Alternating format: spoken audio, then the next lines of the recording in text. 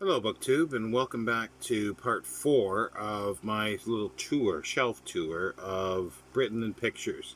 Now, I'm doing 5 books each of these. It's a series of books that were started in 1941 by William Collins Publisher, or William Collins Limited. And they're sort of propaganda, trying to uh, boost morale during the war. And there's approximately about 132 titles. I have a shelf full. Now, I knew I had a few duplicates, but in between filming part 3 and here, I went through and started pulling out duplicates out of the shelf that I have. And I realized I got a lot more than I thought, because I there's some that are different, varying conditions, so I'm going to have to sort of sort through these eventually. Uh, and I know why. Well, I didn't have a list of them, and I was at a place one time that had oodles of them for like £1 or 50p each. So I took every one that was in really, really good shape, or ones that I knew that I didn't have. But I duplicated a lot, but the condition I think is better.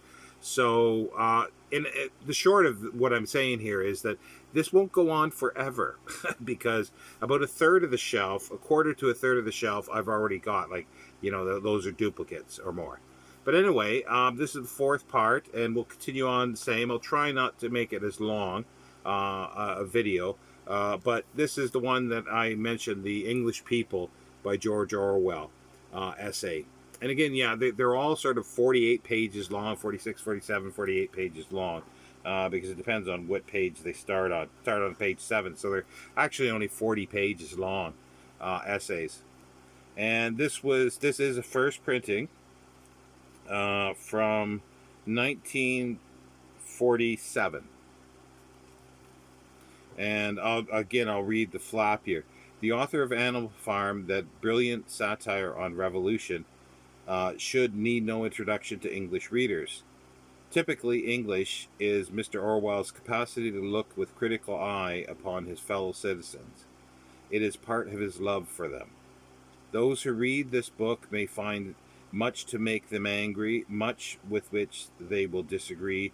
They will also find matter for pride, but it is always better to be self-critical and to leave praise to others.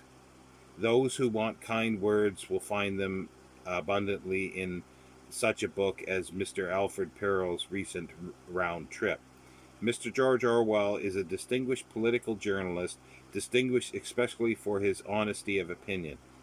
This is a book with a particular political bias and should provoke those of contrary opinion to examine their own beliefs without sentimentality or hypocrisy.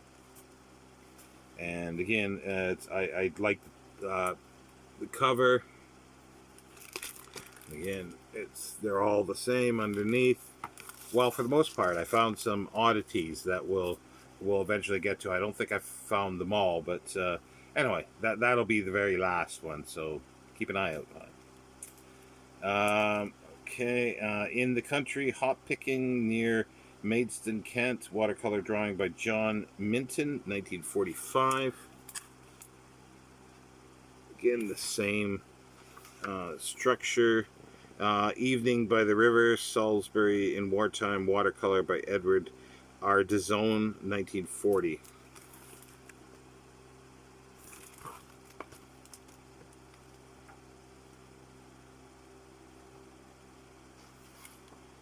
A London Fair, the Vale of Heath, the Vale of Health, Hampstead. Watercolor by Dorothy Copsey, 1944.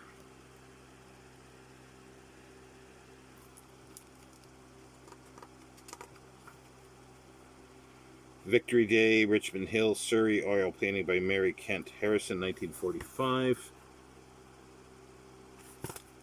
And as I was saying, I got duplicates, but I don't have a duplicate of this one. It'd be nice to have multiple copies of this, and one in like perfect condition would be just absolutely fabulous. Football edition, Scene Near the Station, Pool, Dorset, oil painting by Henry Lamb, 1926. That's a very nice one. The papers really stand out in that, don't they? They just jump out even underneath his arm, and the ones holding it just, bow, right in your face. Saturday Afternoon at Derbyshire Village, oil painting by L.S. Lowry, 1943. Not so enamored of that one, but it's nice. Yeah, L.S. Lowry. I've never been a huge fan of his paintings. Industrial Landscape, The Great North Road at Castleford, South Yorkshire, watercolor by F.C. Jones, 1946. This one's nice. No doubt about that, in my opinion. So, okay, let's move on. English Music, W.J. Turner. Again, list on the back. Is there a number on this one? No, there's no number on that. Is there a number on this one? That was number, the Orwell was number 100 on the spine. This one has a book plate in it. English Music by W.J. Turner. The common fallacy that we are not a musical nation has persisted so long that we have almost come to believe it ourselves. This admirable outline of the history of English music appears most opportunely and shows how glorious is the heritage that the great English composers have left to us. We are indeed a nation not only of music lovers but of also music makers, and this inborn interest in music goes back through long centuries of our history. Mr. W.J. Turner shows clearly the close connection between the life of our people and the music they make, and traces the splendid stories from the days of William Byrd, Orlando, Gibbons, Purcell, and Dr. Arne to the present day, which has produced in Elgar and Delius composers of worldwide renown. The author of excellent monograph, Mr. W.J. Turner, is one of our leading musical critics and has written biographies of Berlioz, Beethoven, and Wagner. Excuse me.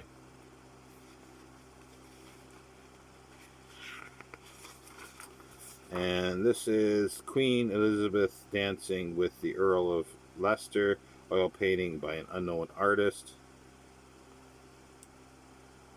Looks like she's actually being lifted or floating.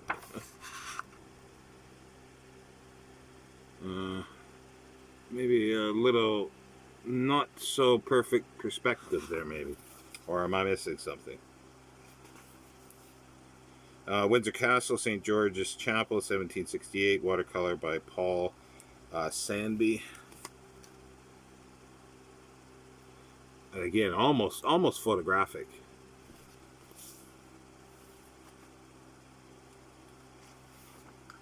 We got Music Party at Wanstead House, oil painting by Nolikins?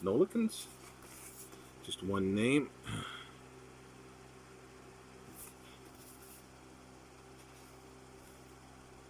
Fiery Spirit mask designed by Indigo Jones, 1613, by Thomas Campion's Lord Mask.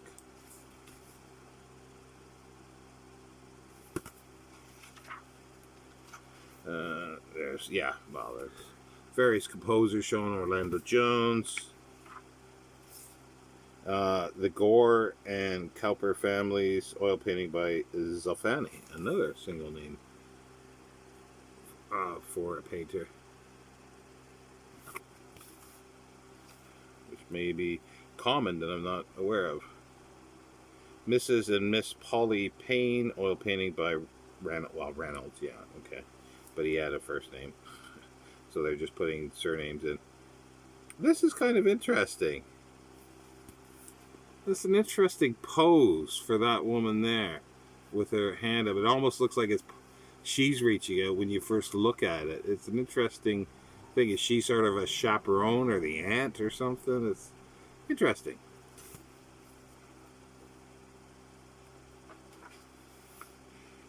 May Morning on Magdalen Tower, oil painting Magdalen Tower by Holman Hunt. If it's Oxford, it would be, I guess, Magdalen, so I'm not sure.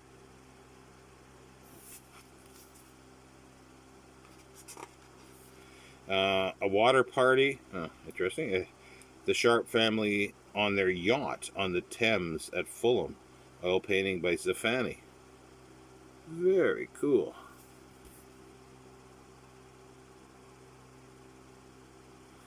Have a nice yacht in what, 17th something by the looks of it. View of Cliveden, oil painting by Mercier. I've seen that one before. And last but not least, Vauxhall Gardens, drawn by Roland Signac, engraved by Pollard, antiquette by F. Dukes.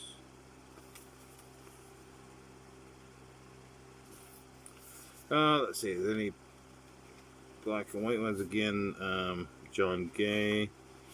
Some manuscripts that are shown. That's Rule Britannia, Worlds by James Thompson, music by Dr. Arne.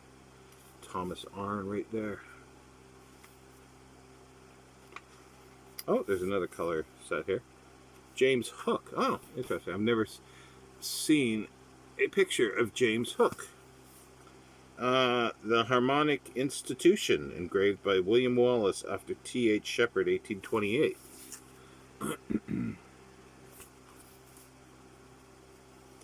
Let's see what's on the back. Ooh, interesting colors.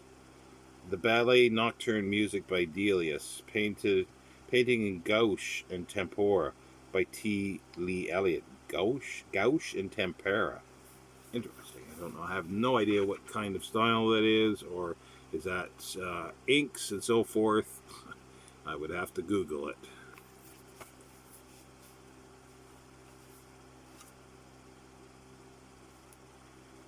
Yep. Wildlife in Britain by F. Fraser Darling. He was just a darling, Mr. Darling. Published 43 by the looks of it. Spine number 52, if you can see that. Starts out with a quote here. A modern appraisal of the country's wildlife is no dull catalogue of numbers and species. It should be a summary of the innumerable facts comprising the one great fact of man and the many other living things inhabiting the same ground, making, maintaining, and breaking equilibria, battling with cooperating, acting consciously and unconsciously.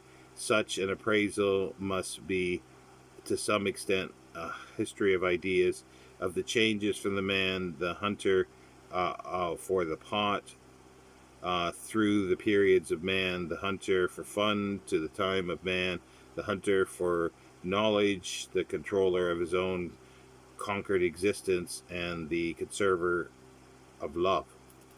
It's a bit of a convoluted quote, but okay, that's F. Fraser Darling. Thus, Dr. Darling relates history and natural history in the most fascinating study of Britain's wildlife. He is a writer who has the power to infect the reader with his own enthusiasm, not the uncritical enthusiasm of the ill-informed, but the genuine passion for the subject which recognizes the practical problems involved and knows they are worth tackling with courage and imagination. I'm not sure he could infect me with his style, that's for sure. I've not read this one, obviously. There you go, The Squirrel. Lithograph from William Daniels' Animated Nature, 1809.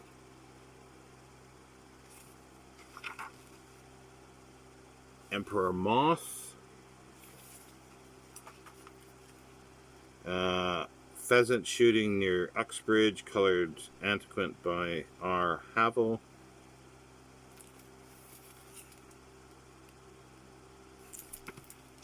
When if you were rich and you had lots of land, you could just go out and blast away pheasants, deer, animals, and anybody else who tried to do that for their own food would probably get their hand cut off or in the dock. Sticklebacks, color lithograph by A. F. Linden from Houghton's British Freshwater Fishes, 1879.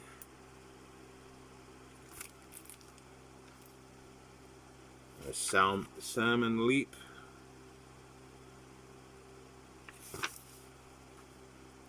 Looks like he's leaping extremely high because there's a fall sort of at the back there. So that's obviously perspective. An adder.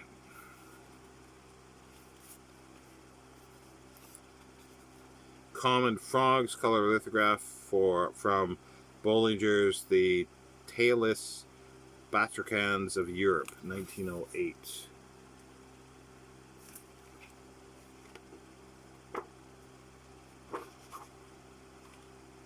St. Kilda Mice colored lithograph by P.J. Smythe from the Proceedings of the Zoological Society, 1899. From St. Kilda. And there he be. Charlie.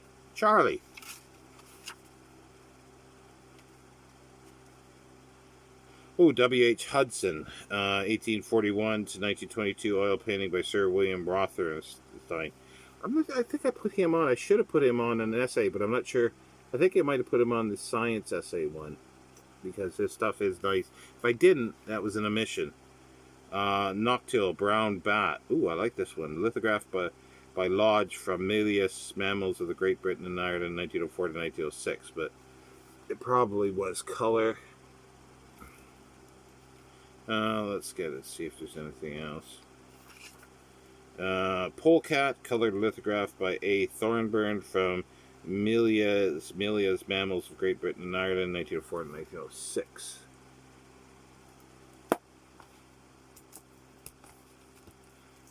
Now we've got. I should have had these in order. English hymns and hymn writers. Adam Fox. Design.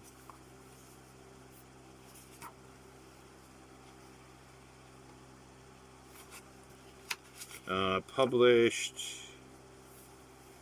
We can get to the page. 47. Adam Fox, quote, "It was only in the 18th century that hymn singing in the modern manner came in, but once it was hit upon, it soon established itself as a national custom," end quote. The author, Canon Adam Fox, explains how this came about with the advent of cheap printing through the origins of hymn singing, though the origins of hymn singing go back to the earliest Christian records, to the New Testament itself. The great names among English hymn writers are Isaac Watts, the Wesleys, especially Charles, William Cowper, Newman, and Keble. But many of the finest and best loved hymns were written by people whose names are not so familiar, by people such as H.F. Light, J.M. Neal, and Edward Caswell, or among women writers, Mrs. Alexander, Miss Winkworth, and Miss Cox. The author writes of all these people and gives a simple and delightful account of their varying contributions to the body of English hymnology. He also discusses the compiling of the most famous English hymn books, such as Hymns Ancient and Modern, the Church Hymnary, Bridges, Yatadon, I guess it is, hymnal, and more recently Songs of Praise. The author, now Canon of Westminster, was professor of poetry at Oxford from 38 to 43. Among his publications are a long poem called Old King Cole and a short book called Plato for Pleasure.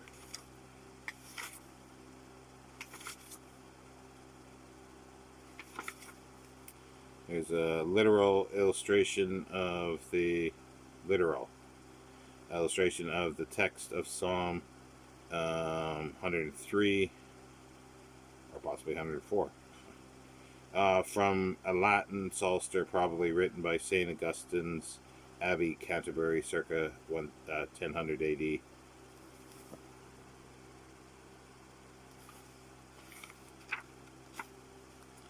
A page from the earliest English Psalter manuscript containing St. Jerome's Roman version.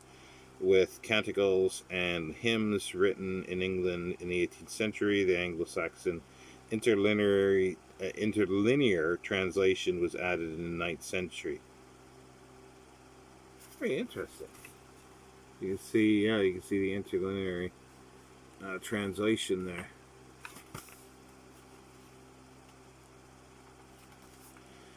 Coming from Evening Church, Shoreham, Kent, Tempera painting by Samuel Palmer, 1830. That's another tempera painting that we came across in another volume. Songs in Divine Moral and the Use... for the use of children. The tulip and the butterfly appear in prayer coats than I. Woodcuts from Dr. Watts' Hymns for Children, colored by John Constable for his daughter Emily, 1844. I wonder if that was a privately printed thing, but it does have a publisher called Charles Tilt, Fleet Street. But it might be a vanity publication, as it was called then.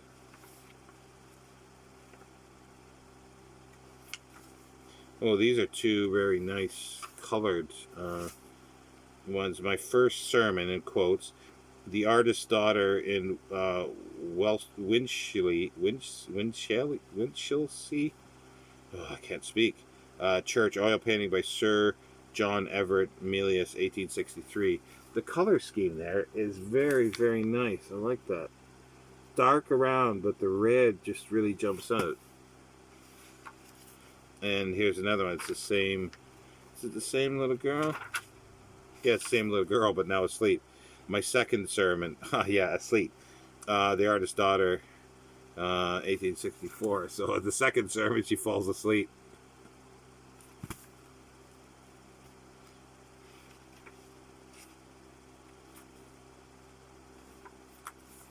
The Mid-Victorian Congregation colored print from the Hymns and Pictures, London, 1860.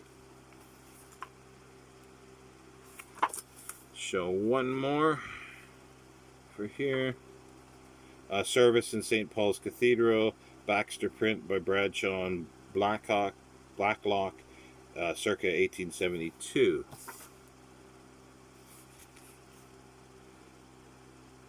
Almost has, with the border around it, it's almost as if it was a card or maybe a tipped-in plate, I wonder. Okay, so what do we got here? We've got 4. So the last one is, for today, is British Clubs by Bernard Darwin. Again, just nice designs. You can see it better with a glare. 1943. Everyone who has played golf or has even merely followed a match on a golf course has heard of Mr. Bernard Darwin, who is the leading writer on this subject, since he has visited practically every course in the country and mixed with men of every profession. It might be guessed that he is a very clubbable fellow, and nobody could be more fitted to write on the subject of English clubs, a considerable number of which the author knows intimately.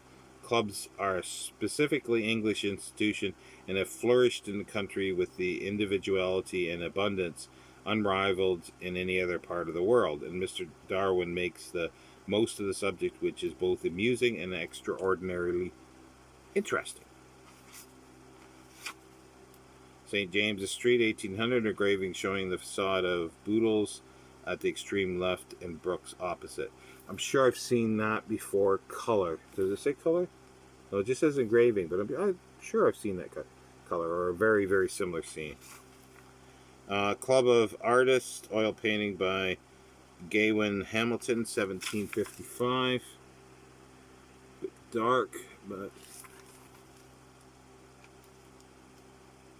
William St. Clair of Roslin as captain of the Honourable Company of Edinburgh Golfers, oil painting by Sir George Chalmers, died 1791.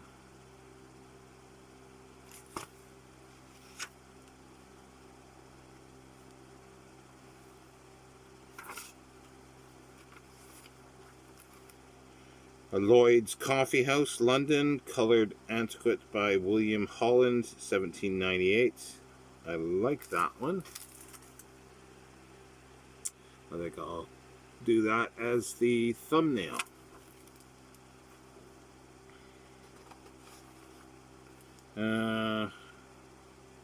Interesting, but a bit boring. The Great Subscription Room at Brooks, St. James Street, London, colored antiquette by Pugin and Rawlinson. I think it's just a bit boring, but might be interesting scenes in the table. It was an oh yeah, this is kind of going to White's. Oh, White's was a coffee house.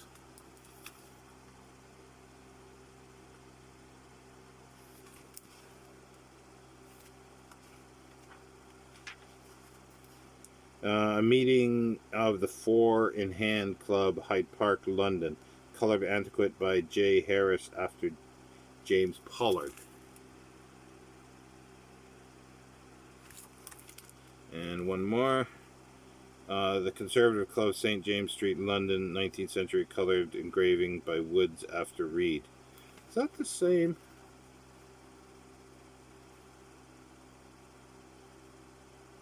No. But you see, it's a similar, from the first one that I showed, it's a similar sort of setup, and I'm sure there's probably lots of paintings that are like that. So that's made me think that I'd seen it before. The Reform Club, Pall Mall, watercolor by George Moore, 1837. See, yeah, there again is just another very similar sort of setup. Like the street is different. I mean, well, it's obviously a different place, but and different number of people, but it's sort of very similar look to it. So that's, yeah. Oh, actually, that was an interesting one. It was cricket. A cricket. Find it now again. Yeah, here.